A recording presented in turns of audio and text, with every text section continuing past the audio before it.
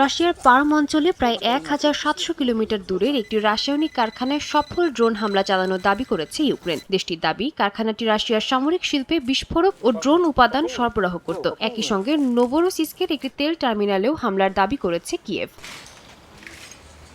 এদিকে লুহান্স্কে ছাত্রাবাসে হামলায় বাড়ছে হতাহতের সংখ্যা। এর জেরে জাতিসংঘ নিরাপত্তা পরিষদের জরুরি বৈঠকে রাশিয়া ইউক্রেনের বিরুদ্ধে সন্ত্রাসী হামলার অভিযোগ করেছে। তবে ইউক্রেন এসব অভিযোগকে রুশ প্রচারণা বলে উড়িয়ে দিয়েছে। হামলাকে ঘিরে কিয়েভের উপর প্রতিশোধমূলক পদক্ষেপ নেওয়ার নির্দেশ দিয়েছেন রুশ প্রেসিডেন্ট ভ্লাদিমির পুতিন। অন্যদিকে উভয় পক্ষকে বেসামরিক স্থাপনায় হামলা বন্ধ ও শান্তি আলোচনায় ফেরার আহ্বান জানিয়েছে চীন।